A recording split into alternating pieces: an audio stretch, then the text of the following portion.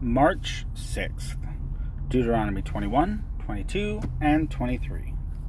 Deuteronomy 21.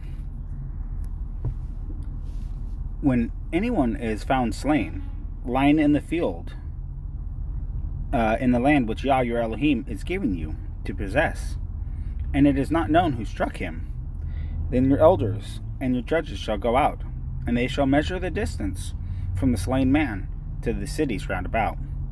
And it shall be that the elders in the city nearest to the slain man shall take a heifer which has not been worked, and which has not pulled with a yoke, and the elders of that city shall bring the heifer down to a wadi, river, flowing with water, which is neither plowed nor sown, and they shall break the heifer's neck there in the wadi. And the priests, the sons of Levi, shall come near, for Yah your Elohim has chosen them to serve him, and to bless the name of Yah. And by their mouth every strife and every stroke is tried. And let all the elders of that city, nearest to the slain man, wash their hands over the heifer whose neck was broken in the wadi. And they shall answer and say, Our hands have not shed this blood, nor have our eyes seen it. O Yah, forgive your people, Yisrael, whom you have ransomed, and do not allow innocent blood in the midst of your people, Yisrael. And the blood guilt shall be pardoned to them. Thus you purge the guilt of innocent blood from your midst, when you do what is right in the eyes of Yah. When you go out to fight against your enemies, and Yah your Elohim shall give them into your hand, and you shall take them captive, and shall see among the captives a woman fair of form, and shall delight in her, and take her for your wife. Then you shall bring her home to your house, and she shall shave her head, and trim her nails, and put aside the mantle of her captivity, and shall dwell in your house, and mourn her father and her mother a month of days. And after that you shall go in to her, and be her husband, and she shall be your wife. And it shall be, if you are not pleased with her, then you shall let her go at her desire. But you do not sell her at all for silver. Do not treat her harshly, since you have humbled her. When a man has two wives, one loved and the other unloved, and they have borne him children, both the loved and the unloved, and the firstborn son is of her who is unloved, then it shall be, on the day he makes his sons to inherit the possessions, he is not allowed to treat the son of the beloved wife as firstborn in the face of the son of the unloved, who is truly the firstborn. But he is to acknowledge the son of the unloved wife as a firstborn by giving him a double portion of all that he has. For he is the beginning of his strength. The right of the firstborn is his. When a man has a wayward and rebellious son, who is not listening to the voice of his father, or the voice of his mother, and who, when they have disciplined him, does not listen to them, then his father and his mother shall take a hold of him, and bring him out to the elders of his city, to the gate of his city, and shall say to the elders of his city, This son of ours is wayward and rebellious. He is not listening to our voice. He is a glutton and a drunkard. Then all the many men of his city shall stone him to death with stones. Thus you shall purge evil from your midst, and let all Israel hear and fear. When a man has committed a sin worthy of death, then he shall be put to death, and you shall hang him on a tree. Let his body not remain overnight on the tree, for you shall certainly bury him the same day, for he who is hanged is accursed to God, so that you do not defile the land which Yah your Elohim is giving you as an inheritance. Deuteronomy 22. When you see your brother's ox or his sheep straying away, you shall not hide yourself from them. Return them to your brother without fail. And if your brother is not near you, or if you do not know him, then you shall bring it to your own house, and it shall be with you until your brother seeks it. Then you shall return it to him. And so you do with his donkey, and so you do with his garment, And so you do with whatever your brother loses, which he has lost and you have found. You are not allowed to hide yourself. When you see your brother's donkey or his ox fall down by the way, you shall not hide yourself from them. Help him raise them without fail. A woman does not wear that which pertains to a man, nor does a man put on a woman's garment. For whoever does this is an abomination to Yah your Elohim. When you come upon a bird's nest along the way, in any tree or on the ground, with young ones or eggs, with the mother sitting on the young or on the eggs, do not take the mother with the young, but let the mother go without fail, and take the young for yourself, so that it might be well with you, and that you shall prolong your days. When you build a new house, then you shall make a parapet for your roof, so that you do not bring blood guilt on your house when one falls from it. Do not sow your vineyard with different kinds of seeds, lest the yield of the seed which you have sown and the fruit of your vineyard be defiled. Do not plow with an ox and a donkey together. Do not put on a garment of different kinds of wool and linen together. Make tassels on the four corners of your garments. Make tassels on the four corners of the garment with which you cover yourself. Zitzit. When any man takes a wife, and shall go into her, and shall hate her, and shall make abusive charges against her, and bring an evil name on her, and say, I took this woman, and when I came into her, I did not find a maiden. Then the father and the mother of the young woman shall take and bring out the proof of the girl's maidenhood to the elders of the city at the gate. And the girl's father shall say to the elders, I gave my daughter to this man as a wife, and he hates her. And see, he has made abusive charges against her, saying, I did not find your daughter a maiden. Yet these are the proofs of my daughter's maidenhood. And they shall spread the garment before the elders of the city.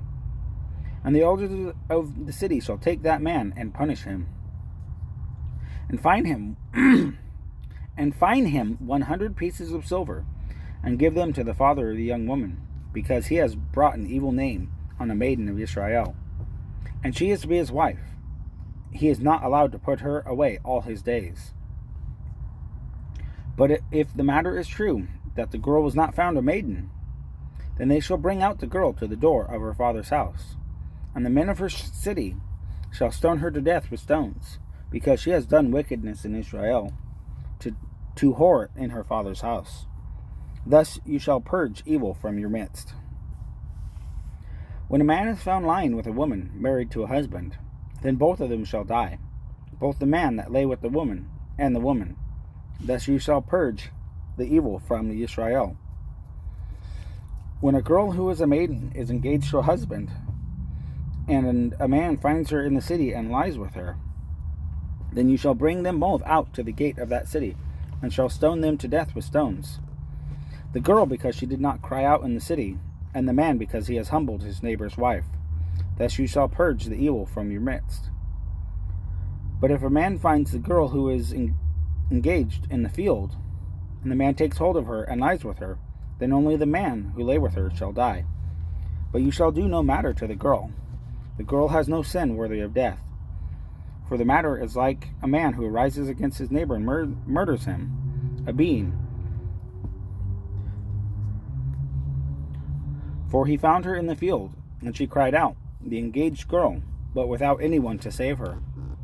When a man finds a girl who is a maiden, who is not engaged, and seizes her, and lies with her, and they are found out, then the man who lay with her shall give to the girl's father 50 pieces of silver, and she is to be his wife because he has humbled her. He is not allowed to put her away all his days. A man does not take his father's wife, nor uncover his father's skirt. Deuteronomy 23. He who is wounded by crushing of testicles, or whose penis is cut off, shall not enter into the community of Yah.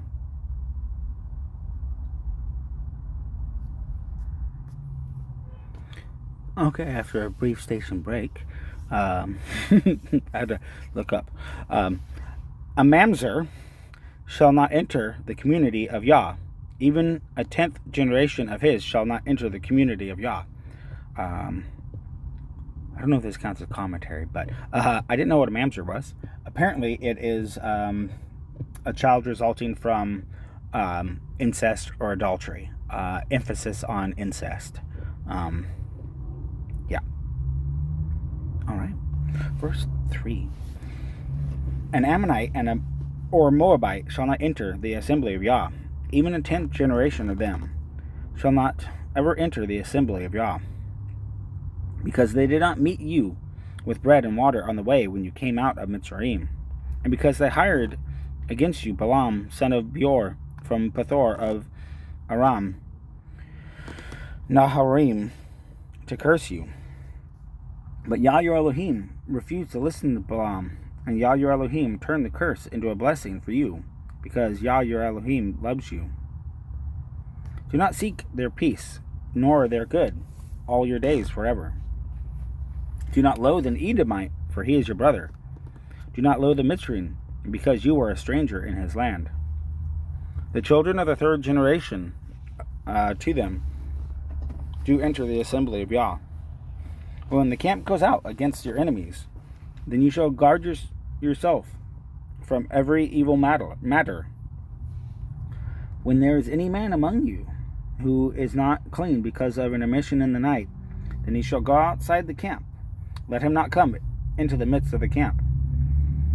And it shall be at the approach of evening that he bathes with water. And when the sun sets, let him come into the midst of the camp. And you shall have a place outside the camp, where you shall go out. And you shall have a sharp implement among your equipment. And when you sit down outside, you shall dig with it, and turn and cover your excrement. For Yah your Elohim walks in the midst of your camp, to deliver you and give your enemies over to you. Therefore your camp shall be set apart, so that he does not see unclean matter among you, and shall turn away from you.